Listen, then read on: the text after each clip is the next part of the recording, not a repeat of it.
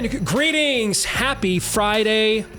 Welcome to the Steve Deace Show here live and on demand on BlazeTV radio and podcast. Steve Deace here alongside Todd Erzin, Aaron MacIntyre, and we are joined by his similarly named, but not brother from another mother, Auron MacIntyre, our still relatively new colleague here at BlazeTV that we're happy to have with us for the Deace Group in a few minutes.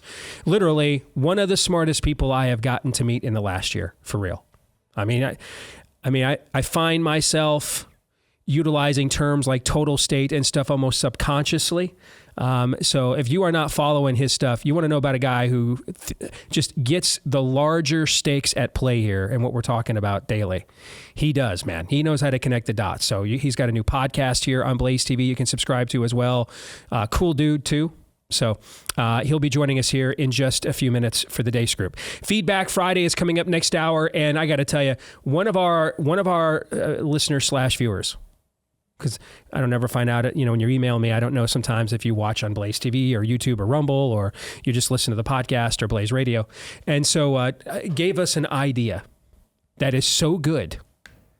You guys are going to think, why did we not think about this? All right, so stay tuned for that to lead off Feedback Friday next hour. But if you guys don't mind, can you indulge me for just a couple of minutes here at the top of the show? If you don't mind. Show? It is my show, but you guys, I'm going to ask you just to be a little patient. Couple things that today's a big day for a couple of things. First, let me lower this so you can see the shirt. I'm wearing my Dark Side of the Moon shirt here today. 50 years ago this week is when this album was released. And I got to tell you, you go back, I think it's one of the all-time GOATs. You go back and listen to it now. Read the lyrics to the songs now. No one told you when to run. You missed the starting gun. I mean, doesn't that sound a lot like what we have talked about? Just sitting around passively watching Fox News, no one giving us any marching orders, just being told continuously, vote your way out of this, vote Republican to save yourselves in the most important election of your lifetimes every year, right? Sure. And so those hippie boomer burnouts, man, they freaking nailed a lot. They did. Now, they had almost all the wrong solutions, right? And that's kind of what the movie Jesus Revolution is about. They had almost all the wrong solutions. But in terms of identifying the problems, man, it's a little bit like if you watch clips of Joe Rogan with Russell Brand yesterday. It's a little bit like that, okay?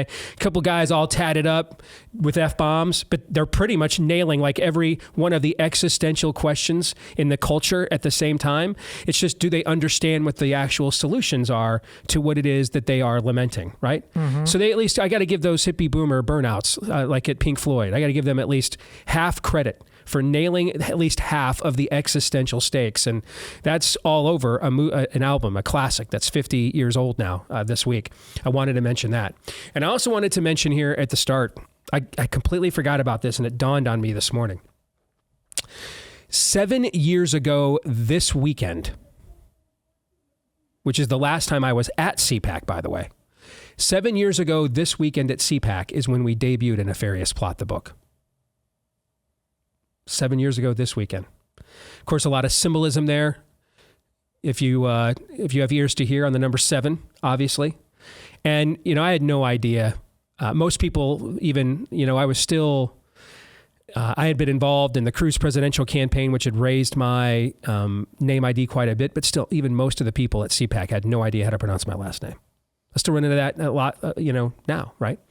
And we debuted the book there. It was modestly successful. I think something like less than 5% of books released new every year will sell more than 2,000 copies. We sold a few thousand copies, so that's great, but nothing like Rise of the Fourth Reich, and certainly nothing like Faucian Bargain, for example. Modestly successful, and I thought, that chapter of my career was done, and I moved on. I had no idea, none at all, that 7 years later, that book would go a long way toward just frankly changing and altering the direction of my career, if not life. I had no idea. 6 weeks from today, we are going to be releasing the movie It Inspired in theaters across the country. You should start seeing, maybe as soon as this weekend, you should start seeing posters for the film If you and we started out by sending it. We cannot release the official list of theaters yet. You'll get that on the website Who Is Nefarious later this month. But you'll get a pretty good idea of the theaters that are on board with showing it, on whether you'll see the poster there in their theater in the next couple of weeks, maybe even as soon as this weekend. And I mean, I got a list of what theaters we're going to have here locally in our local area are going to have the movie for now, and where we're going to have the one sheet. I have a list of where, at least in our market, we don't live in a major market. We're like a barely top 100 TV market. So Regal and AMC do not provide trailer placement lists for markets of our size. But I do know our local Cinemark Theater, the mall right by the house where we live, when the trailer's going to be running in which movies this weekend.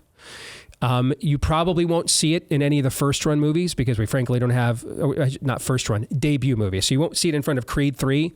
It's very hard to get a trailer in front of a major release if you're not aligned with that studio opening weekend, because they want to make sure they're promoting their own stuff first.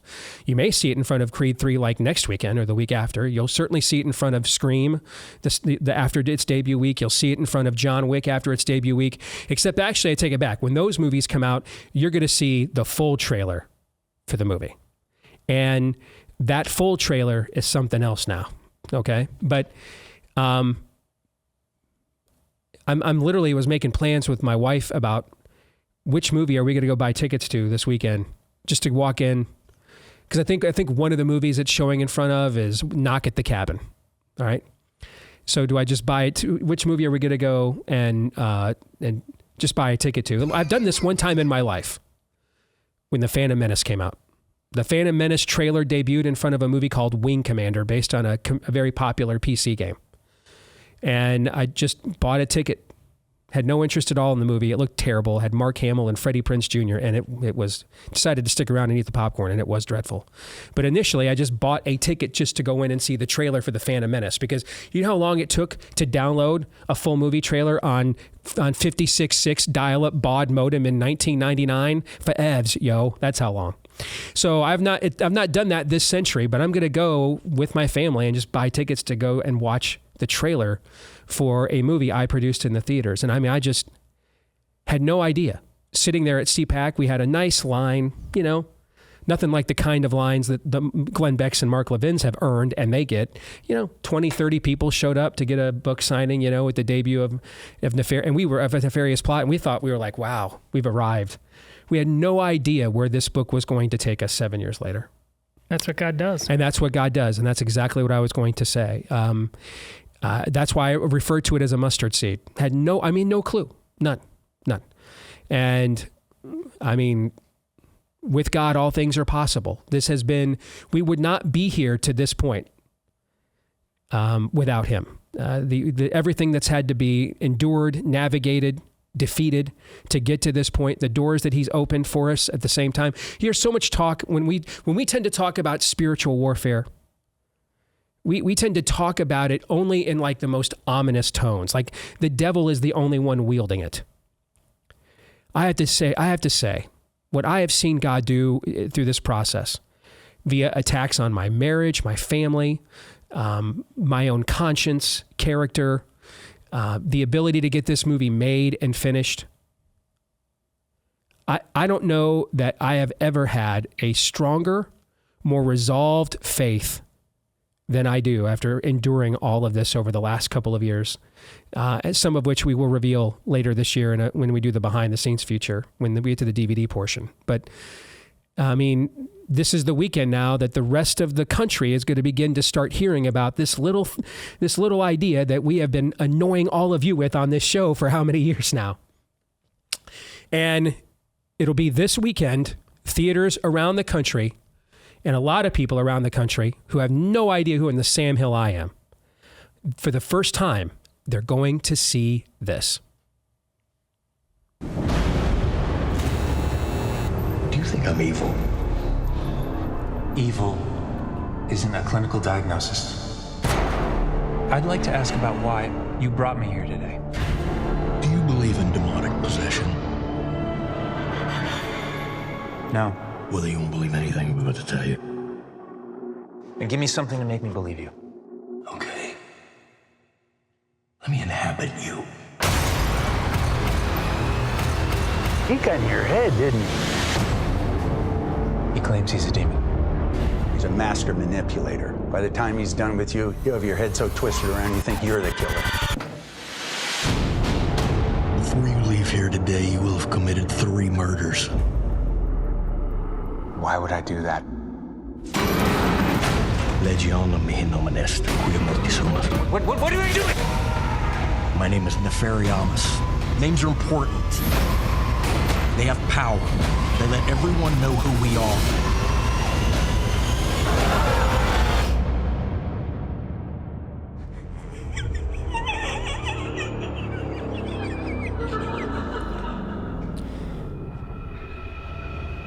We can all debate after you see the movie. The movie's like ivermectin.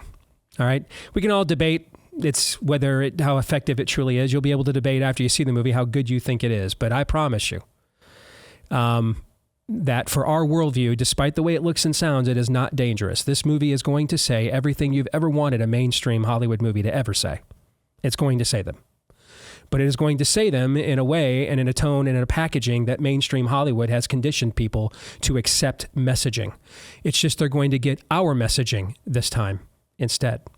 So I want to thank all of you that have been with our show for whether you've been with us from the beginning when we were just a ragtag group, and whether you joined us here in the last few years when we grew over 400% on one of the largest and freest platforms here at the Blaze in the country, because we wouldn't be where we're at without their amplification of a platform as well. So I want to thank everybody for getting us to this point. Thank Todd, Auron, and Aaron for their patience, because let's now, without further ado, get to the day script.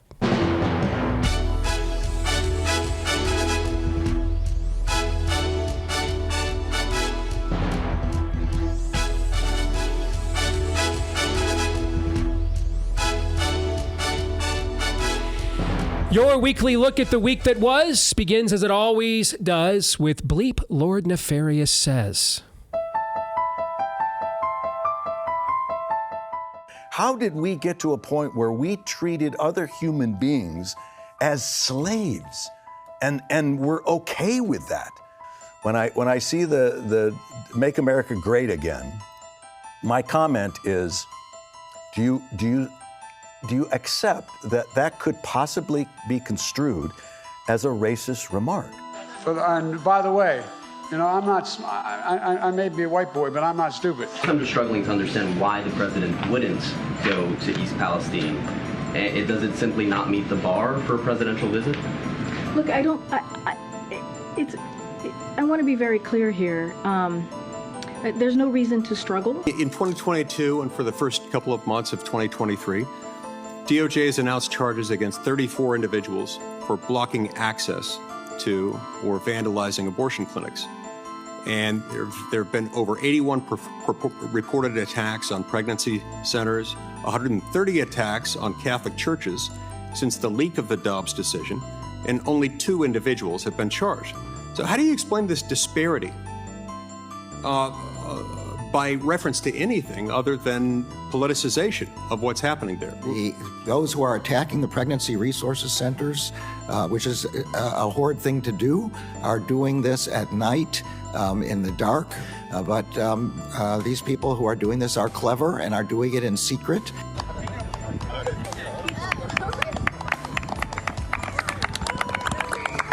If it happens so that Ukraine, due to various opinions and weakening and depleting of assistance,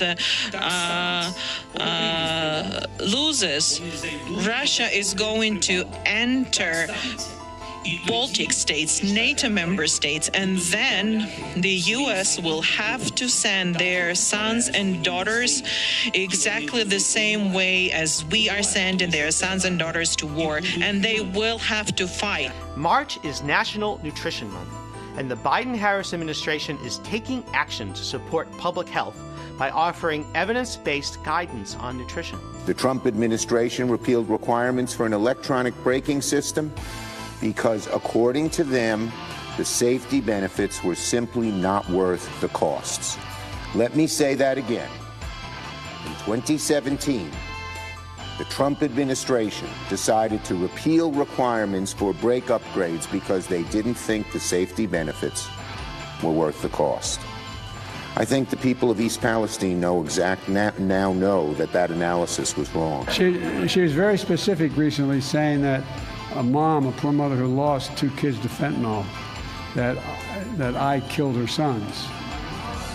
Well, the interesting thing is that fentanyl they took came during the last administration. First question goes to you, Auron. What was the best of the worst of everything you just saw? Well, I think you have to appreciate Zelensky, ordering a draft of the American youths to go fight his war. But I think the most horrific one has to be Merrick Garland pretending that we don't have the technology to catch criminals at night. I had to watch that clip a couple times. I'm like, that's what we're going with? We can't catch people who do stuff at night? I mean, that's the best they have in 2023. It was dark out. That's it. Well, it works for Batman. It works for Batman. I mean, he can't just say the rule of law is over. What's that? He can't just announce that the rule of law is over. He can't be like, yeah, we just don't punish crimes if we agree with the criminal. So he has to, it's dark outside. That's why. We told you he gets it, guys. Yes, that's exactly right. I mean, at this point, why don't we just say it's the Purge and make it a fair fight? Let's just say it's the Purge. After dark, it's the Purge every night. So you want to get your full-on Kyle Rittenhouse, and we can't catch criminals at night, so you get your full-on Kyle Rittenhouse at night, and by sunrise, we clean up the mess and nobody looks the other way. There would be more justice in that than what he is suggesting. Todd, what about you? Well, Auron, you said something, I think it was earlier today. That's when I saw it. It may have been yesterday. But you were commenting on somebody about leadership, and you said you don't expect to put weak people in positions of power and expect them to know how to utilize that power. Expect weakness. Well, that's why my worst of the week is what happened at that soccer game, wherever that was, where the kids are carrying out the flag. For a long, long time, you've seen clips, bad parent behaviors. Okay, fine, whatever. But worse parent behavior is ultimately what most people have defaulted to as parents. It doesn't matter what the youth sports league, high school club, or so, you've been condescended to for so long. And they tell you, because you're a parent, you know nothing. Sit there. Honestly, there's been regulations about sit there, never complain, don't even clap because you're making the other team feel bad. This has happened in states like California on soccer sidelines, all kinds of sports. You're a moron. And the people who are telling you this are people who are not experts in anything. They just happen to be the coach running the league. They know nothing. And you believe this stuff, and you have for a long time. And so you've been allowed to be manipulated to sit there and clap like seals while this happens, while the soccer people are now the experts on transing your kids. It's a preposterous notion. You're the parent of your children. And in all manner of things, and I include in a manner of things when there are actual real experts involved, perhaps medicine, things like that, you have an equal seat at the table as anybody. Anybody. And if you don't believe that, Aaron is absolutely right, you accept nothing but weakness. Weakness will be your default in all things. Aaron. It's Chuck Schumer, not because I thought it was a, effective demagogue there trying to link the Trump administration to the derailment by, brakes or something, even though it wasn't brakes. I thought it was that was the worst of the week because I think this town deserves a better class of demagogue. Heck, we had a state senator in the Minnesota State Senate just, I think, last week calling his Republican colleagues, and this is, by the way, a son of Somali immigrants, calling his Republican colleagues terrorists and saying they look like terrorists. And here we have Chuck. That is just weak, bro. We deserve a better class of demagogue, and that's the worst of the week. Let's get to the exit question on a scale of 1 to 10. With 1 being the odds you'd want Joe Biden to breathe on you. More on that later. And 10 being the odds Lindsey Graham would like to do heavy breathing with any of the 3 of you gentlemen currently sitting on this panel. You excluded yourself from that? Yes. I think Todd established at the beginning it's my name's on the title. So yes, the three of you are up for violation. I have exempted myself. Rate this week's level of total depravity, Aaron. 10. Todd. 10. Auron. I'm going to go with a very uncomfortable 10. Thank you. Issue 2. Is this a, quote, state-sanctioned religious ritual? We go now to the United Kingdom, where video has surfaced of an act from an organization called Kaba Baba Rave. What you're watching now is leaked video from a supposed all-ages drag event. For those of you listening, parents with toddlers and even some infants sit on the floor while they watch men performing provocatively while wearing next to no clothing. After Kaba Baba Rave's social media pages were raided and showed they targeted children especially, they've since shut those pages down. Also last weekend in the UK, a protested and heavily counter-protested supposed all-ages drag brunch at the Honor Oak pub resulted in 5 arrested. Yeah, 5 protesters were arrested. So there's that. So the people doing the protesting, not the people doing the pedo grooming. Yes. All right. Checks out. So, Auron, I went with this phraseology because I saw it on your Twitter feed. All right. You described this as a, quote, state-sanctioned religious ritual, end quote. Tell us why. Well, this one is, of course, horrific, but we've seen even worse before. We've seen these where the trans strippers are just completely exposing themselves to young children, just genitals and then fake breasts and whatever to these children. And people ask me all the time, why is no one getting arrested? Why is no one being carried away? This is clearly illegal. This is obviously a violation of the law. And the answer is this is state sanctioned. The state wants this. The state approves this, and they want this to happen. So all of the agents of the state, all the police officers, they know to steer clear, because if they got involved, if they actually tried to enforce the letter of the law, the de jure factor of the law, they know they would actually get in trouble, because de facto this is legal. And not only is it legal, it's actually directly encouraged by the state. These parents aren't ashamed of what they're doing, because what they're doing is demonstrating their allegiance to power. They're letting the people who are in charge know, we agree with this and we're willing to put our children on this altar so that they can experience this ritual that you now want to hand down to all of our children. I thought that's what you meant, but I wanted you to explain this to our audience, because I now want to get Todd and Aaron's response to what he just laid out. Of course, and the Rosetta Stone to me for all of this is that not just the protesters there, but there's no cops showing up to that thing, but cops have shown up on multiple occasions in the UK to arrest people for praying by themselves outside abortion clinics, I believe, in both cases. So it's taking care of their religion's competitors too. A purge is going on there. Of course, I think this is undeniable. When I don't even. The next thing is child sacrifice. Isn't this just a variation of it? Oh yes, but I mean actual there will be blood. I mean, if to me this is Aaron, the difference between a pagan and a demonic culture. Pagan religions was the worship of demons, but there was still some notion the demonic realm could not just go complete nihilism. There was still some honor embedded in the culture. There had to be some still noble purpose for the sacrifice, right? And so child sacrifice was taught, but they weren't transing their children, right?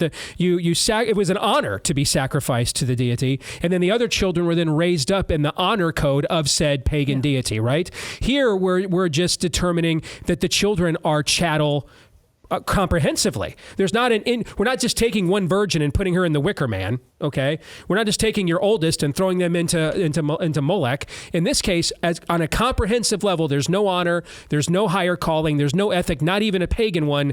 There's just darkness, pure demonic nihilism. Yep. And the darkness, as Todd likes to say in another venture, that is the point. Yeah, I mean, I think you hit the nail on the head there. In antiquity, if civilizations or tribes would engage in this, it was, in paganism, there was still this sense of, hey, that tribe over there wants our land, or that civilization beyond that sea wants our land. We better do our darndest to at least procreate here. Nope, this is just lighting ourselves on fire for the sake of lighting ourselves on fire. There's nothing going on here other than straight up 200 proof nihilism. And this rings in my head. I don't know, I can't remember if this was during Tucker Carlson's talk at the Family Leadership Summit here in Iowa last July, I think it was, but talking about how demonically, I guess, influenced this culture is. You see people, and his point was, you see people doing things that is not even in their best interest politically or on any level. That's another indication. It's just, you can't make sense of it. This is going beyond some men just want to watch the world burn. Some men just want to set themselves on fire for fun. So, Auron, how would you react to what they had to say about your analysis? I mean, I think that's largely correct. You look at what's happening here, and let's just be clear. We've seen a lot of these like goofballs in the Church of Satan show up to these state legislatures that are trying to ban this stuff, and they're always claiming, "Oh, this is part of our religious ritual." Well, I think we should just believe them, right? Like, you notice that the beliefs of the Church of Satan seem to line up exactly with what the regime wants to push on kids. I think they're just telling the truth. I don't think we need to pretend. There is no such thing as ironic Satanism. Okay, these people are just telling you the truth, and you might as well just believe them because they really mean it, even if they are laughable. Even if these people are, they look like they just got done with a raid on World of Warcraft. They do mean what they say. So I've only got a couple of minutes, and not nearly enough time to open up this can of worms. But so we'll kind of leave this as a dangling participle. What all of you are saying is that this is a zero-sum game. Correct. Everybody understands that, right? And we were damn fools for thinking it was anything other than that to begin with. We wanted to believe we had arrived at the end of history, where we had figured it out. You mean like the stage of syncretism in the 7 deadly worldviews? Yeah. We had figured out a way to make all this bouillabaisse goulash of beliefs all work together. We're just too comfortable. We won't torpedo this thing. Oh. Nefarious wants this one more than any of the other ones. It's going to get torpedoed. Yeah, but at CPAC this weekend, I'm guessing we're going to have a lot of talk about how to win the other side over and practice the art of persuasion. Right? That's what we're going for here. I'm getting emails from people telling me that they thought Dr. Peter McCullough just got censored at CPAC, doing a show there. Oh, cool. I don't know what this is about, but I mean, that wouldn't surprise me. But it's a zero-sum game. That's the reality is the darkness never intended to share space with the light. It just told you this until it had what it thought would be the advantage. And now we're at the end of we're at the final line of Animal Farm. They will now walk on their hind legs. They'll live in the farmer's house now. Did you see Jesse Kelly's tweet about Sodom and Gomorrah today? No. He said, I could never wrap my brain around that. Lot offering up his daughters, in place. And he's like, I totally get it now based on all this trading. Watching these parents, watching the moms. Yes. Just holding up their babies. They're infants. Yes. Exit question. How long do you think this country actually has? Aaron. In its current form, less than 15 years. Todd. What do you mean? Define that however you would like. It's already struck midnight. I think it could exist as like a Romans 1 whitewashed tomb, and just until it buggers itself out of existence. And that could take decades. That's just land floating on water where people live. Yeah. That's not this country. Yeah. Auron, how would you answer that? I think it can decay for a long time. I think it will pieces of it will fall apart slowly if that's the case. But I think you're far more likely to see a slow division than you are to see a complete collapse. But anything's possible. All right, so that question is an excellent segue to where we are going next. Because we got an apologetic this week from one of the least likely places that I think we absolutely have to discuss. From the mayor of New York City. We will talk about this when we come back.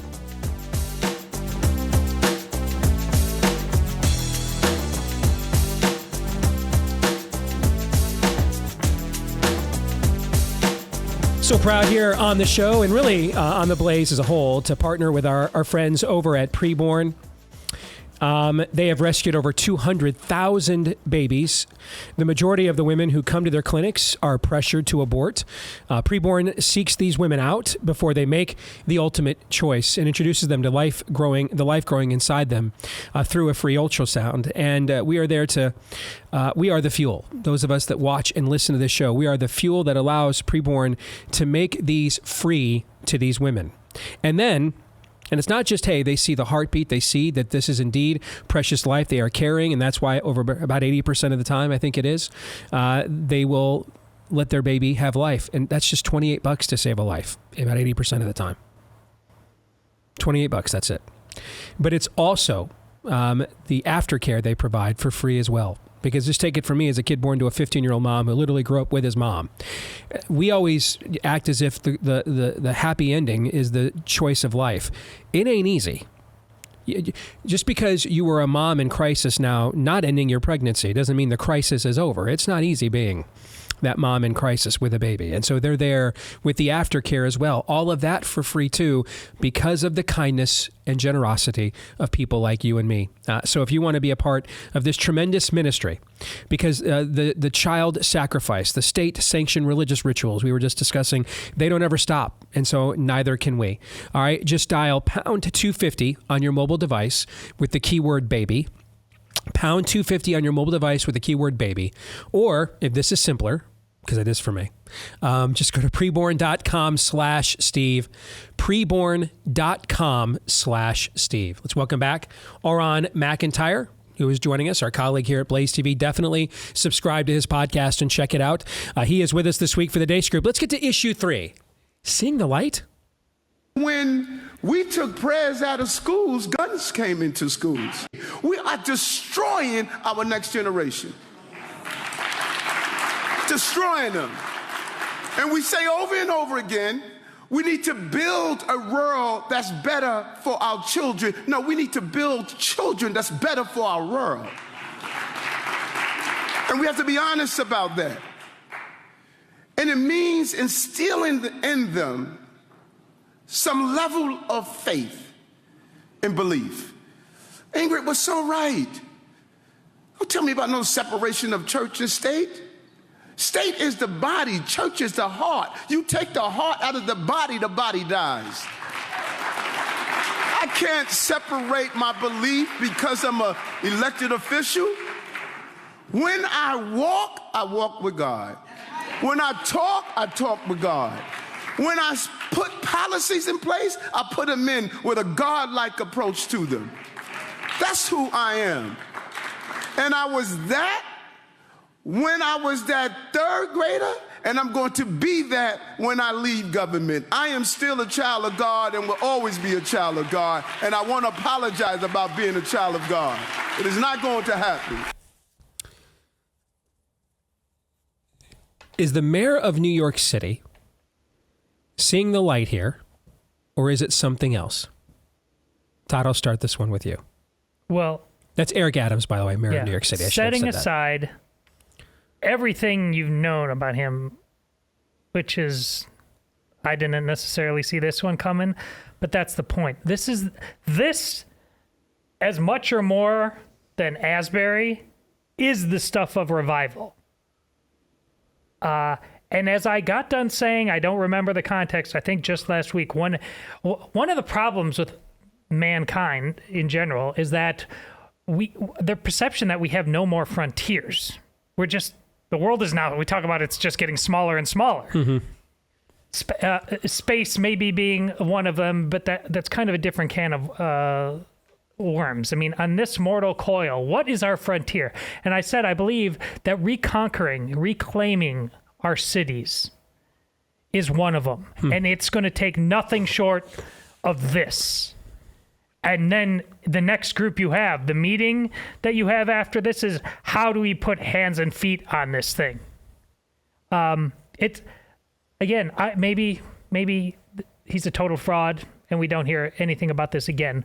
But if you're willing to walk in faith, how could he have done any better? What do you think, Aaron? So I'm erring on the so I actually it's funny you brought up Asbury, Todd, because I'm kind of erring erring on that side, or at least my approach with that, which is kind of a wait and see. For now, based on everything we know about Eric Adams and what he has done or not done so far in New York City, this kind of strikes me as the blind squirrel finding the occasional nut type of thing. But I'm not going to just condemn this out offhand right away. But you're absolutely right. We need hands and feet. And when that happens, that is a true sign of revival, at least on a micro level. And when I think we need more people like Will Keeps. Now, Will Keeps is a guy here in our own community in Des Moines. He had a very difficult upbringing and background, was sexually abused as a youth, I believe, was just destined, it seemed like, to live a life of crime, being involved with gangs. But God turned his life around, and in response to that, instead of just seeing the issues with, let's just say, the hood, seeing the issues that a new generation of young people who shared his background were going to have, and the choices that they were going to have were the same that he had, instead of just saying, hey, that's really bad, but I made the right choice, he did something about it, and he started this school for at-risk youth here in Des Moines. Now, you might have heard of him. You just talked about him on the show 2-3 weeks ago. A gang-involved shooting happened at that place, but he survived. 2 of his students did not. But that's actually made him and his organization even stronger in the aftermath. That's what it looks like to have a U-turn, a repentance, and then doing something about it, at least in the urban setting. And I hope that Mayor Adams, I hope that this newfound sense, I guess, of enlightenment or at least clear-headedness, I hope that's heading towards the same, or at least close to the same place, because that would be kind of a big deal. That's the nation's biggest city. But I'm just taking kind of a wait-and-see approach with this. Auron, what say you? Yeah, I'm going to agree with Todd and Aaron. I think that this is really excellent talk. It's exactly what you want to hear, but what really matters is the walk. What is Adams going to do about this? What specific policy is he going to put in place that pushes back against the regime and its demented morality? What kind of action, what kind of thing can we expect him to do that really shows his willingness to buck up against, kind of the enforced hedonism that comes from so many of these sources? I think that once we see him take a real action on something like this, then you can say, okay, this is something that he truly believes. That's when it really counts. Okay, let's explore that for a second. What is the action that from his position, don't look at it from where we are. Let's try to practice some merciful empathy. From his position where he is politically, and the level of endemic nature of what is plaguing the culture that exists in his city at a plumb line level, what is something that he could do that would show you, okay, we still may disagree on 15 other things, but I think maybe you're starting to figure out the biggest problem that we actually have. What would it be? In his setting, if I may take this first, in his setting, in the biggest cities in this country, we do not have any laws. And this is not a nation of laws. Well, actually, this is a nation. We're not a nation of laws. We're a nation of political wills, always have been, always will be. We do not have laws in major urban centers in the United States. We have district attorneys. That's all. I would say a concrete first step for him, because a lot of people, New York City, crime infested, what have you. I think that's the biggest problem. And can I just walk down the street? I think that would, if he starts to go after district attorneys and actual law and order, the people who are actually charged with, charging people with crimes and actually enforcing the law, that's where I would go after first. And he has a lot of political clout to be able to do that. He's a former police chief, right, or something? Yeah. I think. Okay, all right, that's good. Okay, Todd. I would go on a tour of all of the public schools. And I would begin in prayer and end in prayer. That is something he could do. Puts his money where his mouth is, right? I would get used to the people who are actively going against everything he just said. Mm-hmm. Right into the heart of it. See, this is why I wanted to ask this question, Auron. When we talk about this from our perspective, it's sometimes we assume people are going to just jump to advanced calculus in one step, and that's just not how human nature works. So if we're going to be empathetic, we're going to give him the benefit of the doubt that he's not just using this political talk. And frankly, this wouldn't be the first time, if we're just being brutally honest, that someone, white or black, has not said these sorts of things to a largely black audience because they agree with it, and then gotten in there and given their black church speech, essentially, and then not governed that way, right? We all know that, okay? So what are things that he could earnestly do that would get him to like Algebra 1? To show, okay, yeah, we're on a path here. What would you suggest, Auron? Or you can comment on Todd and Aaron's suggestions. No, I mean, I think they're both great. I really like the, lead with prayer one is an excellent one, but we can just go for really low hanging fruit. We know that we got these state religious rituals going on. They're certainly happening in New York City. Ban them. Pass an ordinance. Put your money where we know this is really important to the powers that be. Tell them no in your city, not in my city. We protect children here. And if we're going to, again, just keep it real, when we see these videos of what Auron has described as the state-sanctioned religious rituals, guys, we ain't seen a lot of black and brown faces in there. You know what I'm saying? Right. I mean, almost, I don't know what you guys think, but like almost every single one of these videos I've seen from anywhere within the West has been Karen in there, suburban white woman. Yeah. All right. If we're going to talk about white devils, let's talk about white devils. So, I mean, this, I would think, I mean, I can promise you this. I'm not, I'm not a Louis Farrakhan guy in any way, stretch, shape, or form. But this stuff doesn't happen in the Nation of Islam communities. They're not taking their kids to drag queen storytime hour, right? I mean, they're fitting those kids with bow ties, like, right as they're getting potty trained. So I would think, again, within his own native habitats and communities, doing what Auron is suggesting would probably get a lot of standing ovations. Yeah. And throughout Harlem. I'm in. All right. Throughout, frankly, he'd have more problems in Long Island, I would imagine.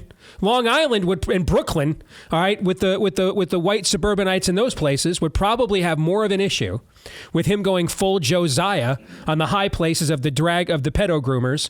I would guess, I'd guess in Harlem and the other bureaus, they'd be like, about damn time somebody did something. And why am I not surprised? It wasn't, we had to get somebody who wasn't white to finally shut these things down. Am I wrong on that?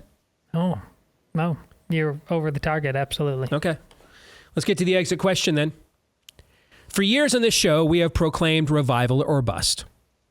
Are you leaning more towards this ending in revival or bust at the moment? Notice I got all existential questions this week because Auron's on the show. That's his jam. So what do you think, Auron? You think it's more likely revival or bust?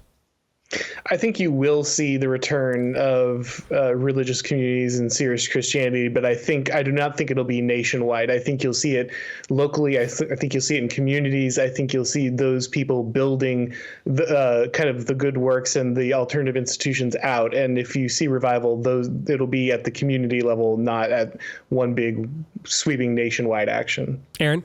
The answer is yes. We will see revival and bust. So a splintering, essentially, which is kind of what Auron's also describing. Todd? Just bust. Just bust. All right.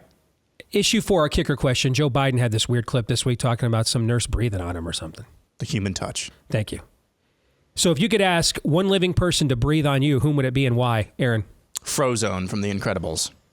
That's not a living person. Don't tell me what I can't do. It's hot. Dude, it's 66 degrees, the thermostat in here, and I'm still a little warm. Auron, if you could have one living person breathe on you, whom would it be and why? I'm going to go very safe and stick with my wife here. That's a Kobayashi Maru answer. Very nice. Todd? Assuming this breath had power, like breathed on, God power, a handyman. Oh, so you could learn how to do some of these things on your own? That's a great answer. Yes. Actually. There you go. All right, let's get to predictions. Auron, we'll let you go first. I'm going to predict something positive. I'm going to say that we're going to see an explosion in alternative institutions. We already have great ones out there like Exit and New Founding that are trying to find people non-woke jobs, connect people with the ability to have careers outside of the woke system. And I think we're going to continue to see that grow and be very important. So last weekend, I went to Toledo to speak at a charter school. It's only 3 years old, guys. They're already K through 12. Next year, they are welcoming 70 kids into the kindergarten. It's one of the charter schools associated with Hillsdale College, uses the Hillsdale curriculum. 70 kindergartners are starting at this school next year. They're already K through 12. That goes right into what Auron was just talking about. I mean, we must have had 400 or 500 people at this fundraiser for this school that I was the keynote at last weekend. And this just has all happened since 2019. Aaron.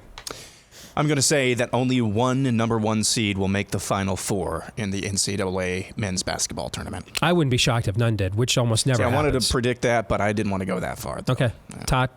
Whether it be by the city council, teachers union, some sort of other woke group, Mayor Adams will be officially censured for what he just did. Yeah, I hope that happens, actually. I think that's this is a talking point, a left-wing talking point from like 30 years ago, separation. We've moved way beyond that now, and he's going back and saying, no. I kind of hope that happens. Oh, yeah, sure. Because that's one way you'll determine whether it's sincere or not. But they won't be able to help. Yeah, does he genuflect, or does he say, oh, hell no? That'll tell you right there, kind of way. Okay. This one is for you. I'm going to predict that Aaron Rodgers is retiring from the NFL.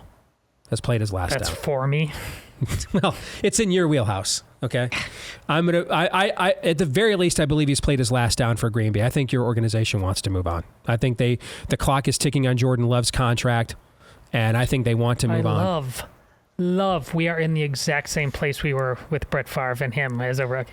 In the exact same place. I know. Self-awareness is utterly dead. I will tell you right now, if you all pull a quarterback out of your arse 3 in a row, 3 generational quarterbacks in a row, I am firing you, okay? And then I am digging your grave out there on the water tower if you guys do this to us. 3 generational quarterbacks in a row. No one gets to do that. No one does. You cannot possibly do that to us. Or are you promoting me? No, I will hate you more than ever. You cannot possibly have 3 Nobody does that. You cannot pull that off. I didn't think we were going to do it the second time, so... All right. Hey, Auron, it was a pleasure. Thank you for indulging us here at the top of the hour. You got, real quick, I believe you got to see the movie in Dallas back in November, didn't you? Yeah, absolutely. And I was going to say, very exciting for you. Congratulations. That main actor who plays Nefarious he's really great. He carries it. All right. Thank you, man. Good to see you. And we'll definitely have you back again soon. All right. God bless. And congrats on joining the team here in the show. All right. Absolutely. Thanks for having me. You bet. All right. Feedback Friday is coming up next. And man, one of our listeners has an idea you do not want to miss. We're going to lead off with it here in a moment.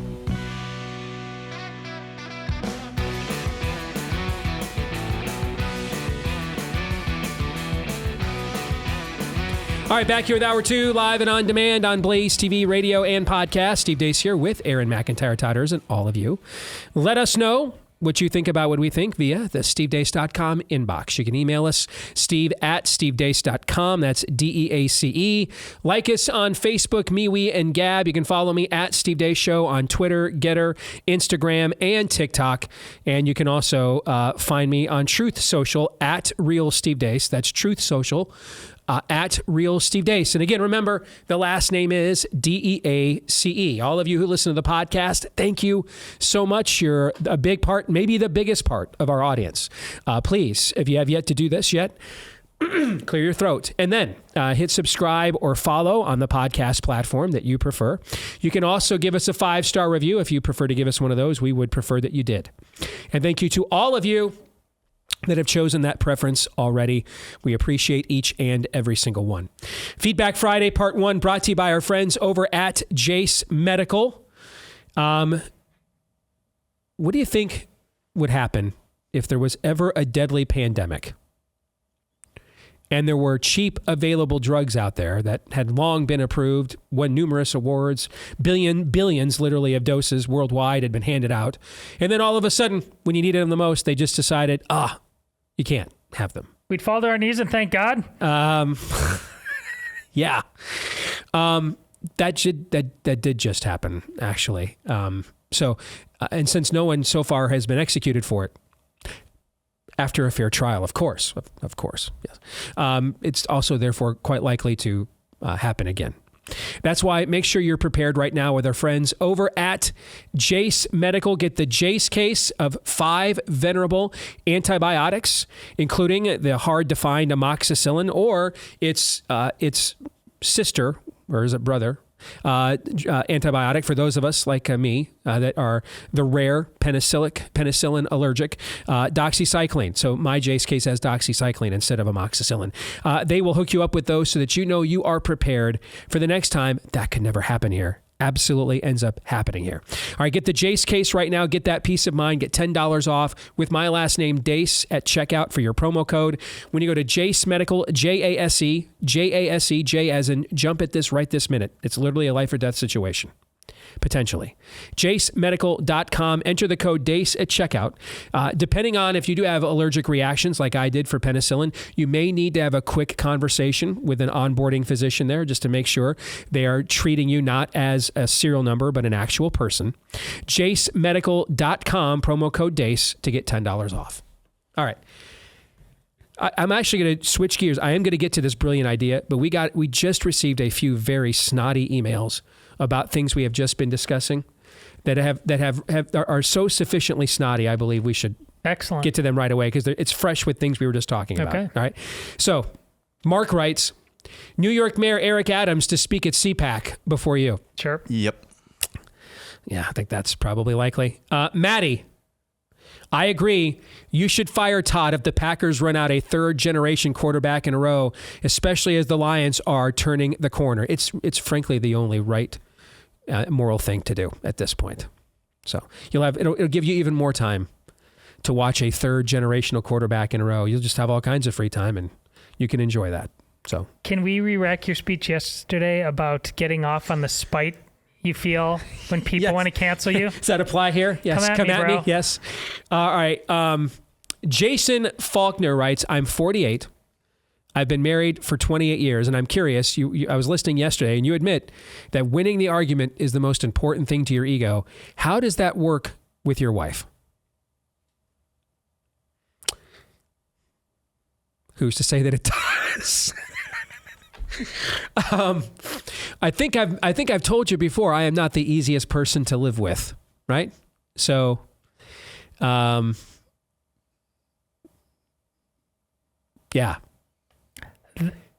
that's my answer. It is a ridiculous cliche in many walks of life, and usually used by men who just don't want to fight.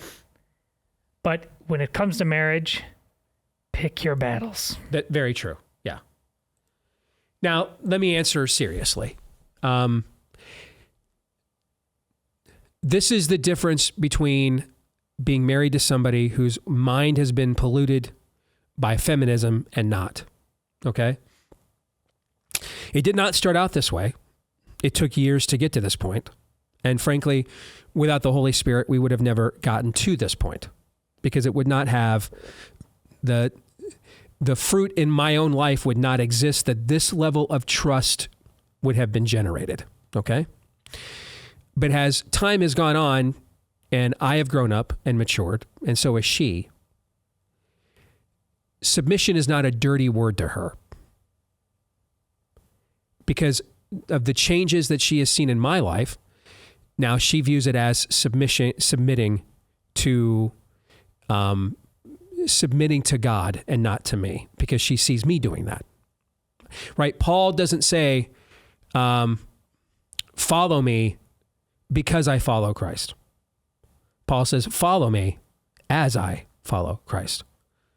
We submit to what Paul writes in his epistles, because the evidence of his life, the testimony of his ministry, Jesus said, you know a tree by its fruit. Not by its words. You know a tree by its fruits. By the power of his testimony, that then gives credence to the integrity of his writings. That it is very clear there was a specific purpose, mission, calling, and favor upon his life. So that even whom in Todd's tradition they would consider the OG bishop of the church, even himself was rebuked by Paul. Even himself writes in one of his own epistles. Paul's teachings at times can be hard to understand, but follow them. It's the word of God. So over the years, By God's grace, I've earned that trust. And my wife trusts that in certain areas, if I feel strongly about something, I've earned her trust that I may know something or be more informed on something that she is not.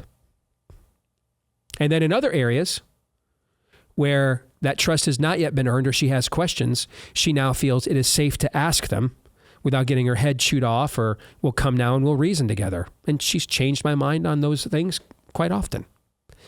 But that didn't happen the first few years we were married. That took a long time, you know? And that's why this was meant to be a lifelong commitment. That's why it is the metaphor that the New Testament uses for Christ and the church, which is an eternal commitment. A relationship that grows and fosters and matures over time. And this is the closest. A man and a woman, this is the closest we come to that this side of eternity. Is that a better answer than the one I originally gave?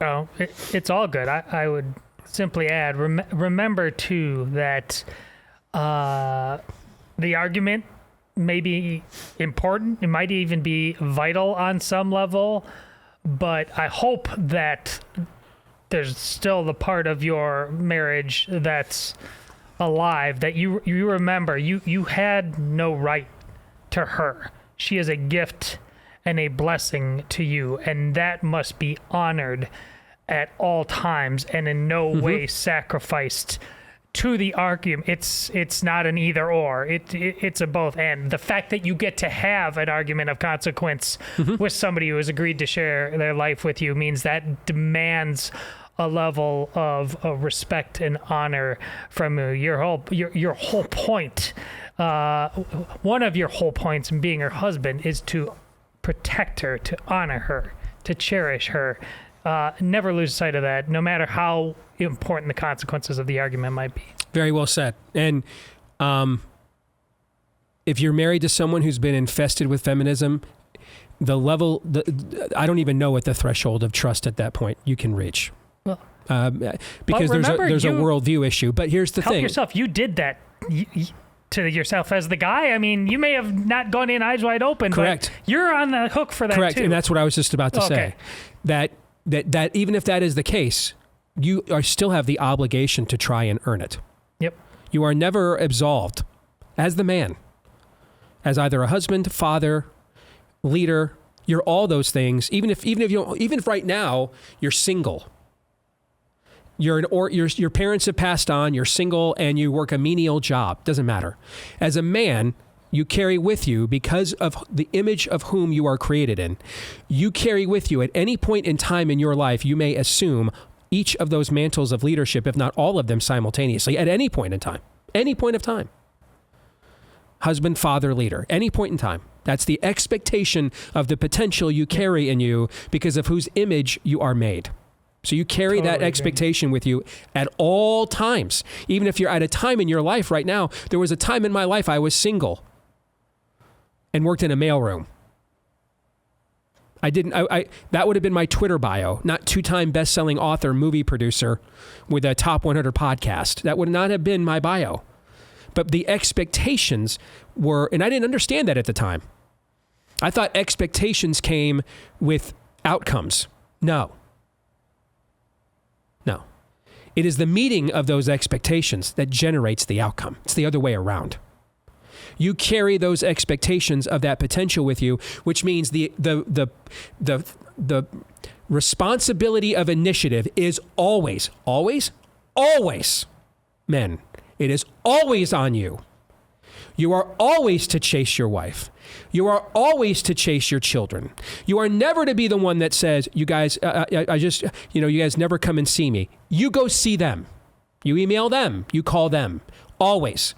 And if there is breath in your body, I don't care if you're on your last limb and can't urinate on your own in a nursing home. Have someone text your children for you and say, hey, I miss you. Thinking about you. Initiative is always on you until you go to the grave. That is the responsibility. That is what headship means. It does not mean authority. It means responsibility. That is the responsibility that is on you. So, hey, if you're married to somebody, I know lots of guys that got married to women like this and then found religion, got serious about belief systems when they start having kids and contemplating eternity. And now you're like, man, I just can't get her to come along with me. I know it can be hard, but guess what? That's your responsibility anyway. Your responsibility is to finish your race. That is your job. Number one, first and foremost, your job is to finish your race, whatever that race is, but that is your job. And if you married her, you consented to her being a part, if not the biggest part of that race. So you finish the race. If I may add, because you triggered something, one of my wife's favorite children's books, and it speaks to this, how this is in her heart, and I think in all women's hearts who have still not totally shut them off to the spirit, is there's a king who's has 3 men courting his daughter, and the test he sets before them is on horseback. You put my daughter on horseback, if I'm remembering it correctly, and you ride as close to the cliff as possible and stop, keeping her safe. And the one who's closest to the cliff without going over, the ones who wins her heart. And the first 2 dudes get her on, then they do that. And one gets pretty close, the next one gets closer, and the third dude, he's kind of the meekest one. He just tells the king, I love your daughter deeply, but I'm not doing that. I'm not putting her in any kind of danger whatsoever. And the king says, that's the one. You get it, dude. And my wife loves that book because, she's a mother of 4 daughters. Yep. She's like, yeah, this is the ball game. Yep. And you had the wherewithal to look me in the eye and stand your ground. That is exactly what I was looking for. Yes. That's really good. That's really good. All right. So is this. I've teased this a couple times during the show. This idea is so good. We should have thought of this on our own. Because it's actually based off of something we've done on this show before. All right? Matt from Michigan sent me this note. I have an idea for how to get Trump's attention. How about you direct your audience to send a copy of Rise of the Fourth Reich to Trump at the Mar-a-Lago in Florida? Not to troll this time like you did with Fauci, but in all seriousness, to try to educate him. Sure, it'll increase some sales. And frankly, guys, when you get into the tens of thousands of books sold, another 150 books would have made a huge difference 7 years ago when Nefarious Plot came out, but now it doesn't really make that much of a difference. But that is not the goal. It's to get his attention. I think this is a phenomenal idea. Now, I must have gotten hundreds of emails from people when we did this with Fauci and Bargain, that sent the Amazon shipment receipts that they had sent to NIAID and NIH. I mean, that must have looked like a scene. I got a Miracle of 34th Street, the amount of books, but even like 10, 20, 30 books with his name on it showed up at the Mar-a-Lago. Here is the address to the Mar-a-Lago. I went and looked it up. You can write this down if you want to do this. In fact, I might do this myself. I might even, you know what? I think after the show, I am. Can you personalize it if you send it to somebody? Can you do that on Amazon? I have no idea. Okay, I'm gonna see if I can. Pretty sure you personalize it that it's for me. Yeah, okay? I'm pretty sure you can send a message along with it. I think I'm gonna do this after the show. That's how good of an idea this is. I'm gonna do it myself. This is the second best idea I've heard today. The best idea I've heard today is Jeremy Boring at the Daily Wire, who did this with razors last year. Now coming out with the non-woke chocolate after what Hershey's was pulling. Yeah. I mean, I already ordered some of that. I did. Of course you did. The she, her does not have nuts. And nutless, yes. The he, him has nuts. Yes. That's cash money, homie. All right. But this is the second best idea I have heard today. This is the address to Mar-a-Lago if you want to send a book to Trump. And you know what you ought to do if you can personalize it? Say, hey, man, I voted for you twice. I think you should be the rightful president right now. But brother, you gotta hear this out. And the idea that you're going to go through this entire primary process. I mean, I like Don Jr. I've never met him. But what I see of him is he's the one member of the family that clearly speaks our language, right? That has no problems getting into the depths of the culture war issues and all this stuff. His messaging on our issues is better than his father's, frankly, has ever been. He's right on point. Like he could step in and just do this show on most days. But he put out this tweet the other day about all the things during COVID they lied about. And one glaring omission in his list, can you think of what it was? Yes. The jab. Yeah. Yeah. And I tweeted back at him, I'm like, hey, you're missing something there. I can just promise you, if Donald Trump thinks he's going to get and skirt by this entire process. Like, did you guys see the stuff? You mentioned Jesse Kelly earlier. Did you see what he was tweeting about this earlier today? I don't think so. I mean, listen, guys, Jesse's on like 300 radio stations and DirecTV, and he's like, yeah, I'm not voting in the primary for President Pfizer. He's got to come correct on this. And he's pretty ruthless about it. If Jesse even aside, I can just tell you, living in Iowa, I know what the environment is like here. You know, I mean, essentially that environment is what gave my career its original boost. I'm very well versed in it.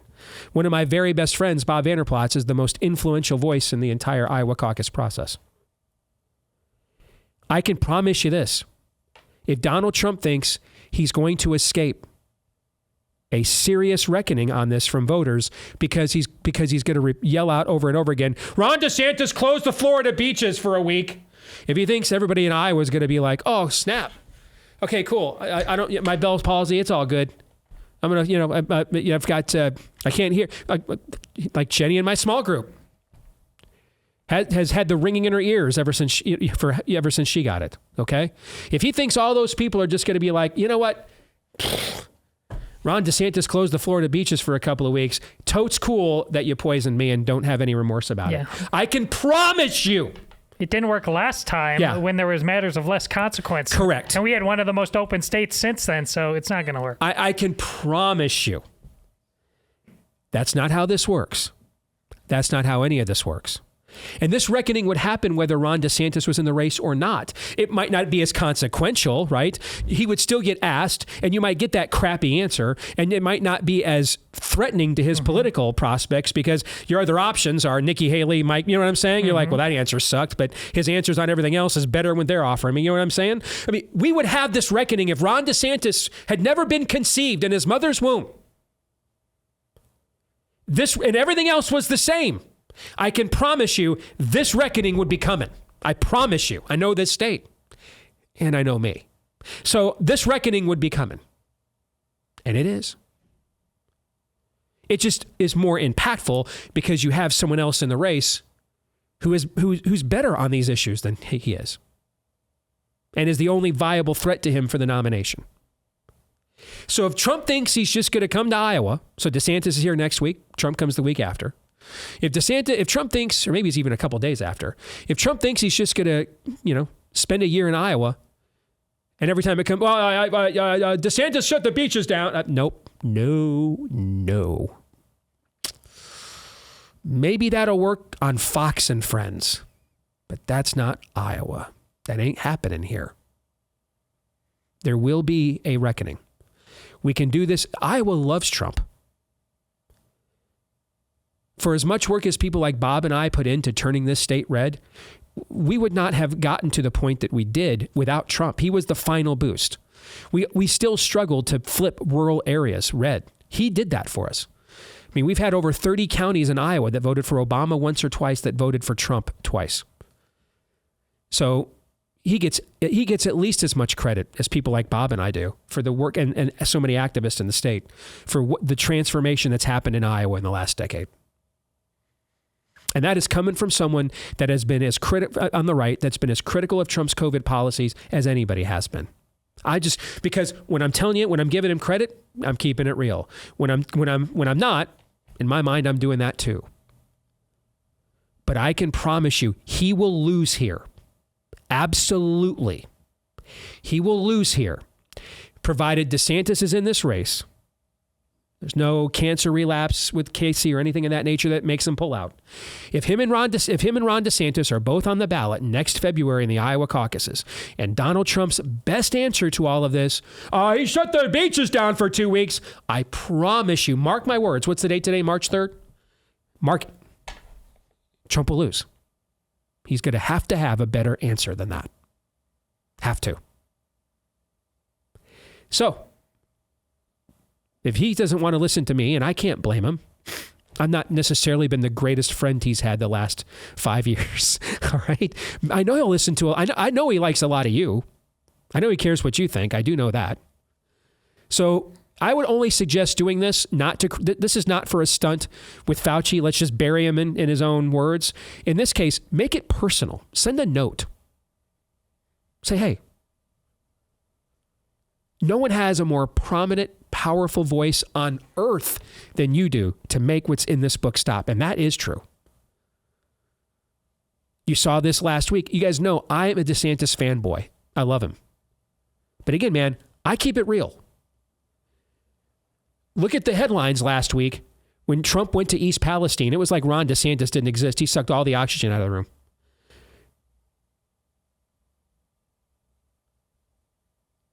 There is no one on planet Earth whose voice is more powerful and prominent to ending this than his.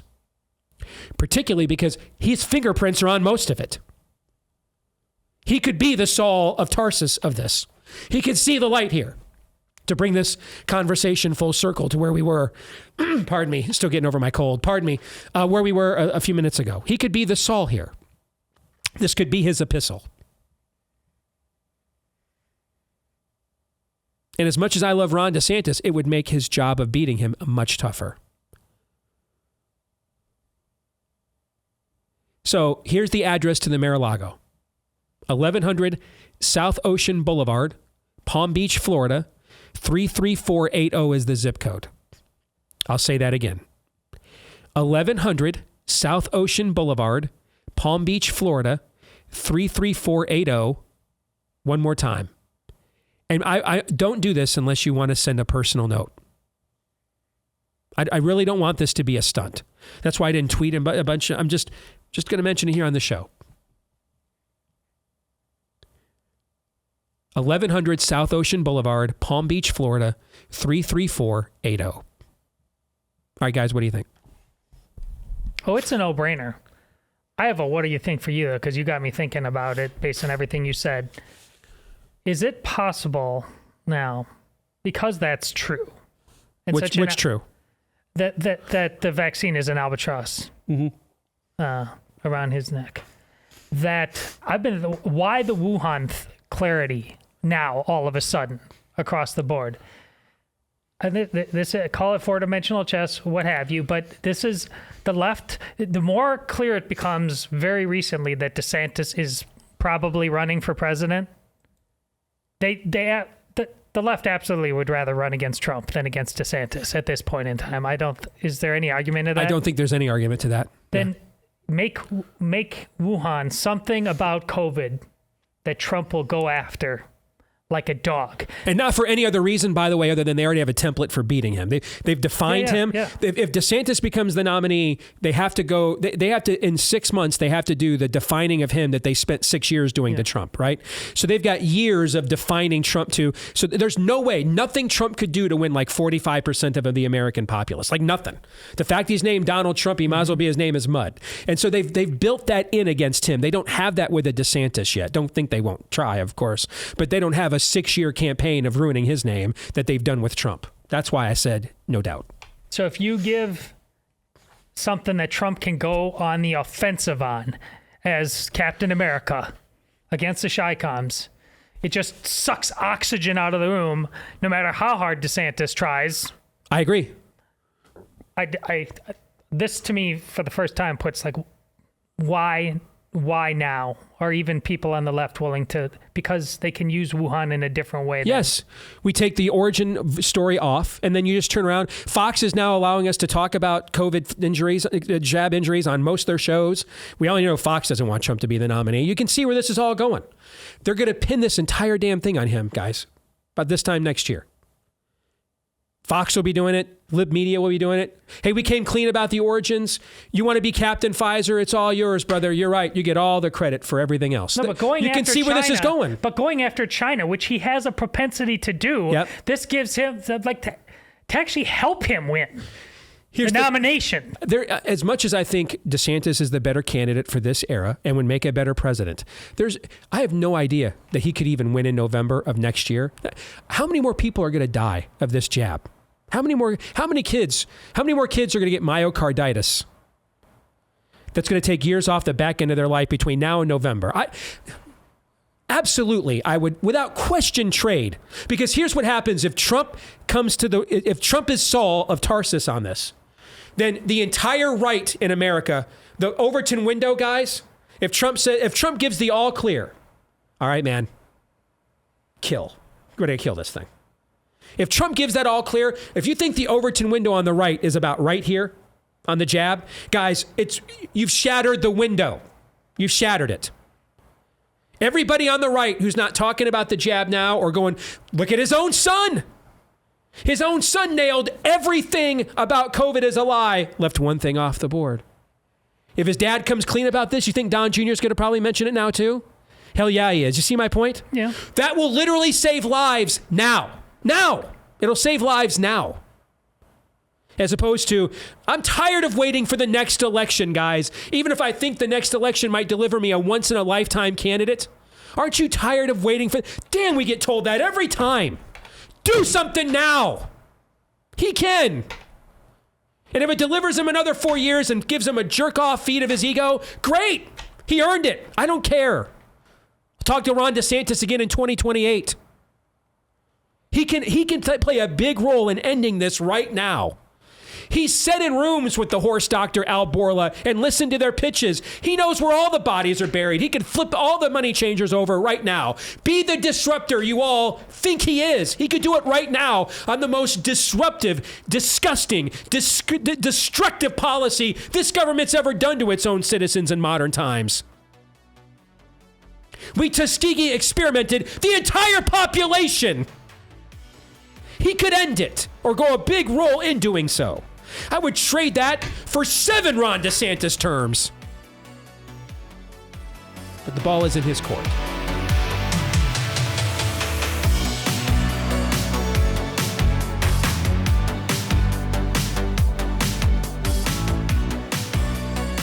With so much let's go Brandoning in the world, you never know when it might hit the food supply. We've already seen hints of it, like baby formula, eggs at the highest cost in terms of rate of inflation, maybe in all of human history, or at least as long as we've been recording such things. You never know when it might hit the food supply as a whole. Make sure you're ready and prepared with our friends at My Patriot Supply. They will prepare you with their 3-month emergency food kit. That's breakfast, lunch, dinner, even snacks and drinks. The full complement of the 2,000 plus calories that you need each and every day for 3 months. And they stay good. These kits do for up to 20 plus years with proper storage. And right now, they'll also throw in $200 worth of survival gear as a free bonus. $200 worth of survival gear as a free bonus. And all of this comes with free shipping. All of it comes with free shipping. When you go to mypatriotsupply.com, that's mypatriotsupply.com. Make sure you're prepared for the worst case scenario because we seem to be seeing a lot more of those these days. mypatriotsupply.com. I just want to put one final bow on what we were just saying, and I mean this. I'm not going to make a big deal out of it like we do with the Fauci thing. We're not going to be promoting it and talking about it. After this moment, I'm probably never bringing it up again. All right? But if you do this, if you take Matt in Michigan's idea, only do it for 2 reasons. I'm going to say this. One, we're dealing with somebody with a prodigious ego. So I don't think coming at him hot is going to work. All right? I know a thing or two about that. It doesn't really work with me. The other thing, though, too, is the guy did a lot of great things for the country. And I don't get a chance to listen to a lot of our peers across the pantheon, but I would imagine we might whine and lament about the things about Trump that annoy us as much as any other show does on the right. Okay, that's the actual right. All right, not The Washington Examiner. Well, he's not. I don't give a crap about any of that. I almost dropped a swear word myself. I don't care. I mean, on the stuff that just makes it harder for him to do the things we want him to do. That's what we lament. Like, these are unnecessary gripes, needless tinkerings. You know what I'm saying? It makes the stuff we want him to do harder on himself doing it. That's what laments and frustrates us. To your point, which he was so successful at doing, and the left knew that as well, which is why they had to do the whole COVID thing and the electioneering in the first place. That's how much they feared how you were starting to think about him. Correct. They absolutely stole the election from him. I have not wavered on that since election night on the Blaze. I've seen nothing that has deterred my opinion whatsoever. Even if I thought, frankly, some of the people on his own side making the case made terrible cases, never once deterred me from my own thoughts, analysis, and evidences to that fact. And we'd all be much better off if he were the president right now. So only do this, please, if you're going to do it, respectfully. I think he's earned that level of respect. If nothing else, there are since last June, there have been babies in America. There have been people that have been permitted and granted the privilege of being born an American since Roe v. Wade was smashed last June. That would not have been if Donald Trump had never been president. We cannot deny that, correct? So please, if you do this, make it respectful. He's earned that, even from someone who is a vocal critic at times like myself. 1100 South Ocean Boulevard, Palm Beach, Florida, 33480. That's 1100 South Ocean Boulevard, Palm Beach, Florida, 33480. That's the address to the Mar-a-Lago, and we're never bringing it up again. Case closed. Well, unless by some miracle he actually picked up the phone and said, all right, let's do something about it, or acted on it, then we would. But short of that, we're turning the page. Tamara Lee writes, I would still like to see a text or Twitter-sized reason from you to help me explain to other believers why they should go and take others to nefarious. But I think the conversation you had on the show yesterday really helped. I think the key repeatedly, or the key that you repeated is your comment that the movie is from a Christian worldview. And I like the fact that you guys said when it comes to spiritual warfare, too many believers give too much power and credit to the enemy. I think even Nefarious says in the trailer, he points this out. Yep. When he says his name, his native name is Nefariamus, that names are important. They have power. They let everyone know who we are. This is why Nefarious in the book and in the movie refers to Christ as the carpenter. He can't say his name. He can't say his name. And they don't in the Gospels. Are you the one? Are you the anointed? Are you the one that is... They don't shout out Jesus. They can't say his name. They're forsaken. His name is holy. Can't purse their lips. They can't proclaim it. And so neither does Nefarious. That's why he refers to him as the carpenter. It would be anathema to his banished, damned state to say his name. Names are important. They have power. They let everyone know who we are. And Tamerlee, you're figuring it out. When the world sees that trailer this weekend in theaters, they're going to see, wow, this looks like a pretty dope movie. That looks like the pretty badass demon. This looks like a different kind of demon-possessed movie than what I've seen before, right? Mm-hmm. At least that's what we're hoping they're going to say. That's why we made it the way to look and feel and sound the way that it is. But you will see, and this is where we need to have eyes to see. Nefarious is a demon as a character. But there is no real demon named Nefarious. I created him as a caricature. Everything Nefarious says in the book theologically is orthodox, right out of the scriptures. Nefarious doesn't violate sola scriptura one time. I used him as a caricature, as a vehicle to try and get away with saying very blunt things to a people that right now has walked in so much darkness. They feel like even if the light showed up, they would feel like I can't even look at it. I'm so unworthy of it. We follow that MO in the movie. Now, as we get closer to the release of the movie, the reason why you haven't heard me tweet a lot about this angle of the film, and as we get closer to the movie, we will. In fact, we just had a long marketing call last night and talked about this. We will as we get closer to the movie. If we do this from the jump, we risk spoiling the movie's evangelistic potential.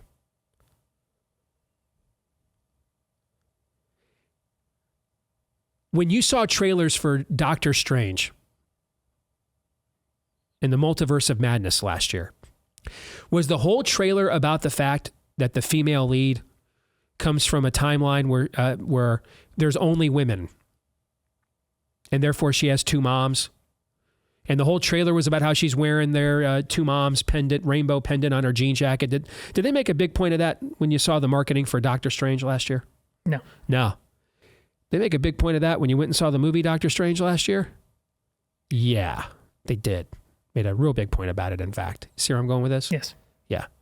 Because if they had gone Knock at the Cabin style and just showed you the whole thing was a rainbow jihad horror flick, that's why it flopped. That's why it's a flop. They were brutally honest with you. And a lot of us, if they had not been brutally honest with, thought, oh, I liked, M. Night Shyamalan's blank, so I'll give this one another try. Plus, I want to get out of the house in January, right? Mm-hmm. But since they started off with, and here's the two gay guys that adopted their custom Asian baby, and they're going to save the world with their gay family, with their designer family outside of God's will, right? Mm-hmm. Since they led with the chin, what did our people do? Stayed home. Because they were honest. Maybe transparent's a better way of putting it. Not honest, but transparent. And to your point, I know several of the reviews of the trailer have been out, but the first one, which you mentioned on the show, already is like, from Believe Entertainment. Yeah, that Believe Entertainment. Yeah. I mean, they know nothing about the movie other than the 2 minutes they saw there, and that's what they did to it. Yeah, I mean, there was a mainstream horror site that did a review of our trailer, and it essentially said, this trailer's dope, but don't we hate these guys? Yeah. That was essentially its review. Yeah. This trailer is like, whoa, but aren't we supposed to hate these people? All right? So we need you guys in the church to be a little bit more discerning. I know you're used to ham-fisted, hippy-dippy, come see the cheesy salvation scene at the end of the movie. I know you're used to that. That's not changing anybody's hearts and minds. So we need you to be this is a different era, I mean, Tolkien and Lewis could just get away with, people were more critical thinking, more understanding. Okay, I get it. The White Witch. All right, that's Satan. All right, always winter, never Christmas, so there's no redemption. Okay, I get that. You see what I'm saying? I mean, they figured it out on their own. They were still generations that were properly catechized. Okay? We need you guys to be a little bit more discerning. The guys who did the Unplanned film, where they punched Planned Parenthood in the face, mouth, and throat, didn't just over the last couple of years watch COVID nearly kill him and say, you know what, guys, let's make the devil cool. We're not doing that, guys. Right? We need you to be a little bit more discerning. Even plenty of times in the Gospels, Jesus says, after he does miracles, hey, keep that between us for right now. Now's not the time to, there's a reason why I'm not tripping through the daisies of Galilee wearing a Messiah shirt. For everything, there's a time and a place. When the time comes, the time will come when Caiaphas will look me in the eye and say, are you the Christ? And that is the moment now that I will say right to his freaking face. And you will see the Son of Man descending on the clouds. I'll quote his own scriptures, Daniel, right back to him, right to his face. That time will come. But does it come at the very beginning of the story? No. And neither does that time come at the very beginning of our marketing. You need to be a little bit more discerning and trust us. Now, we do agree that we need to let you guys in. We need to give you guys a little bit more rope because our initial marketing isn't really offering you any. So as we get closer to the release, more of the worldview of the film will be highlighted. But we absolutely made this evangelistically. And we made a movie now that you can take your unbelieving friends and family members to. And particularly your young people. I mean, the reactions we have gotten from young people around the country has been incredible. Because they've given up on our systems. I got an email in my inbox I don't have time to get to that I'm going to probably get to next week, talking about how, we homeschooled our kids. They all love the Lord. They have all their heads on straight, have no interest in politics at all. Just think, the entire system's corrupt and they're all homeless, even though they're all as right-wing as you can get. They've given up on our systems. I love Jesus Revolution. I think it's really well done. If I was 25 years old, it would say nothing to me. As much as I love that film. It wouldn't.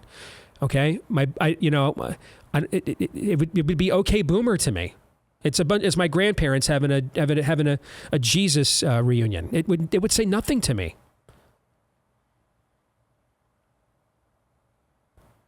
We need to start speaking to them, and in a language that they will understand. That is the irony of Jesus Revolution. Is it Rumi? I can't remember how it's pronounced. Who plays Jesus in The Chosen, who's in the movie. Yeah. But this is what his character says. Hey, to the hippie generation, if you want to reach the hippies who are off there losing their minds on drugs and sex, you have to speak in a language that they understand. This is the language they understand. They have been mired in the occult. They have been mired in darkness. Our Lord is sovereign over those areas. He is sovereign over the occult. He is sovereign over the darkness. All of those forces are not to be feared. They all answer to him. Either we believe he is the ruler of God's creation, as he proclaims in Revelation, that all authority has been granted to him under heaven and earth, as he says at his ascension, that this is his world. There is not a square inch of this creation over which Christ does not proclaim, that is mine. Copyright Abraham Kuyper.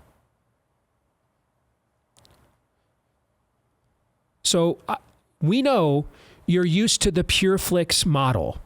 You're used to getting petted. Yes, come in here from the dark world and we'll show you that Jesus wins. We want them to come in from the dark world, guys. It is not the healthy who need a doctor, but the sick. We want them to come in. Trust us. Do you guys think you listen to this show every day? Every day. You've seen how many times I've refused to cut corners. I've refused to be flexible. I've refused to give an inch when it would have benefited me plenty of times financially to do so. Trust me. And you think now I'm going to go ahead and say, here's your new Jason Voorhees. Here's your new Freddy Krueger. No. This is going to say everything you want it to say, both to the church and the unchurched. But sometimes to get people to listen, you have to start the conversation saying the things that they understand first. Does that make sense? Oh, completely. I'll be very deeply frustrated if that does not translate. This is as important a thing as Steve has ever done. It has life-changing revival potential, and I'm the guy on the show. I think it is midnight. If it's only 11:59 and I'm wrong, it's going to be because of stuff like this. I just read the mainstream review of the trailer that both of you just referenced a few moments ago. Boy, do they have no idea what's coming. I know. They have no freaking clue. Yeah. They are going to get punched in the face. Some of them will recognize what's actually happening and get very pissed. And that's, if every single one of these people picks up what you're putting down and gets pissed and walks out, are you going to be satisfied? Yep. Because all I'm here to do is deliver the message. Yep. Almost 90% of the people who go see this film, no matter that covers all walks of life, are going to be Han Solo in the reboot. That's not how I thought this day was going to go. No, that's a great point. And here's the thing too: when you see the movie, it does start off and go the way you think it is going to go. That's intentional as well, because if we lead with our chin in the first 5 or 10 minutes, you'll walk out and ask for a refund. We want you to be so pot committed. Well, we want them to be so pot committed. So it's only until we get about 40 minutes into the movie that all of a sudden, speaking of Han Solo, we go into hyperdrive and the whole thing flips on its axis. And by that point in time, you got to ask yourself, am I just pot committed to kind of see this thing through? That's what we do, right? How many terrible forms of entertainment have they made for us? That halfway through the show, halfway through the series, we know now what they're doing, but we finish it anyway because we want to see how the story ends. That's what we're going to do to them. Have a great weekend. Thanks to all of you for tuning in. We're back again on Monday. And don't forget, subscribe at blazetv.com/Deace so you never have to worry about big tech censorship. Until then, John 3:17.